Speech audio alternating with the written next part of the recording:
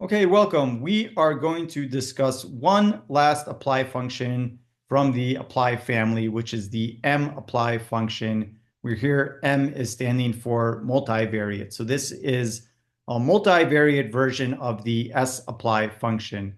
But more specifically, it will vectorize over multiple arguments instead of a single one. So in the previous apply function, we were just entering like one thing for X, which was either a vector or it could have been an array, but we had like one data object, and then we applied the apply function to that. Here we're going to see we can apply mapply to multiple data objects. In this case, multiple vectors of character strings is what we'll do. But the mapply function takes the main arguments are first, we specify a function. So this is different than the other apply functions where we first specified X. Here, the first thing we specify is a function that's going to be applied to the arguments that are being vectorized over. Then we're going to enter some arguments that we're going to apply this function to. And here they can be multiple arguments. So we could have multiple vectors that we're applying this function to. That our function that we define, it might take some additional arguments. So more args is going to be a list where we name the elements that we want to additionally pass into the function.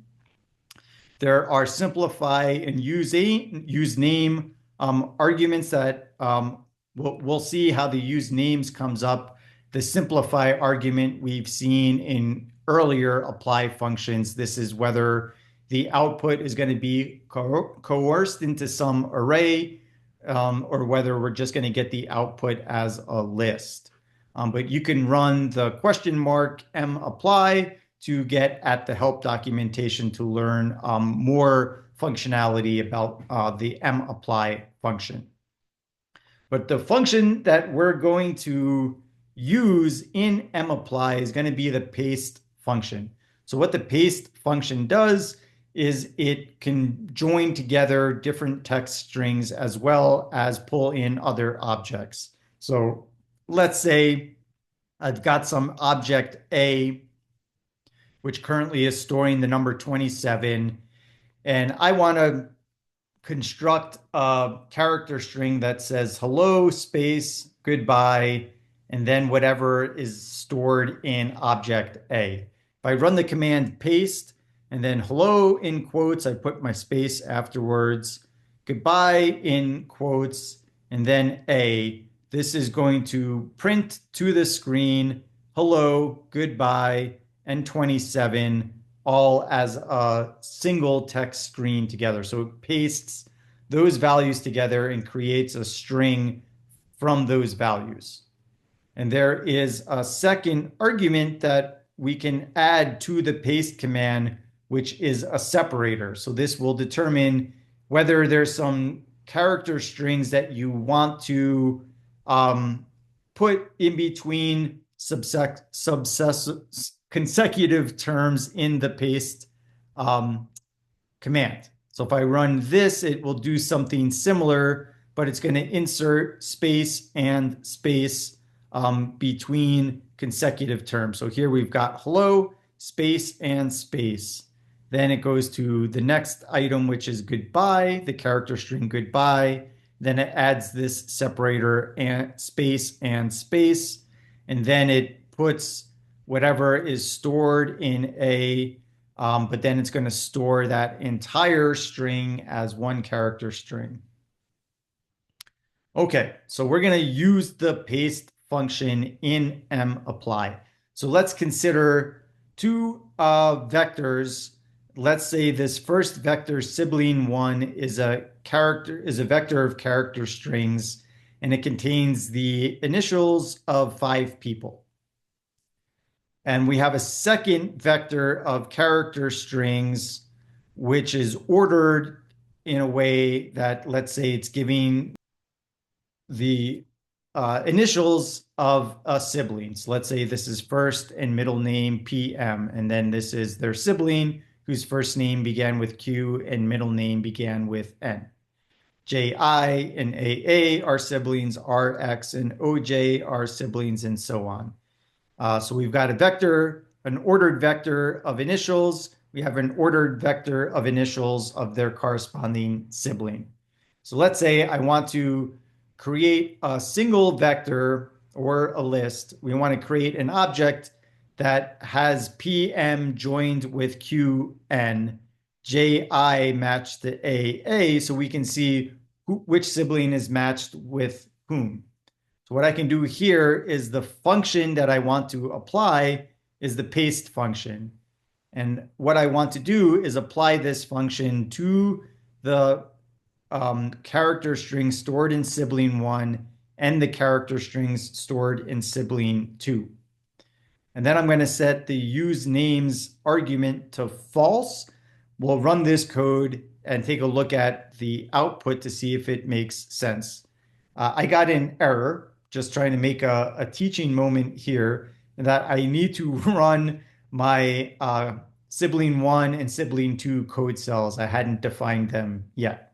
So once I've run those code cells, I've now stored these initials in each of those sibling 1 and sibling 2 vectors. Now I should be able to run this, and it runs correctly. So this just pasted together PM and QN and created one string that contained both of those values. This joined the string JI and AA and created a single string JI space AA. And it did this for the other pair of siblings as well. If I hadn't used the usename equals false argument, it does the same thing. It just has output in a strange way. So it used the name PM. It just pulled off the names from this vector, and the output just doesn't look as nice, right? So this has PM colon and then PM space QN. So I don't really get any additional information by seeing PM occur twice. In fact, it just makes the output more complicated. So that's why I had to use names set to false here, since we don't need them. If I wanted to pass in a separator using the separate argument, I could do so using the more args argument. And then as a list, I would enter all of the arguments that I want to pass into the paste function. So even if I want to just add one argument, which is the separator, I need to input that into a list. So now I've got my additional argument. There's only one of them entered into a list. So now I've got a list of just one item, but this is going to pass into the paste function. So when I run this, it should add a little plus between the initials, like so. If I wanted to put a different separator like and instead of the plus, then I could do that over here with this separate argument. So here we were able to kind of map up siblings using this mapply function. I just want to emphasize that you could apply mapply to numeric vectors, and the function can certainly be more advanced functions beyond the paste function. And it's very important to note that, like, usually we don't need to type the name of an argument. It kind of knows which argument goes in which order inside of the function.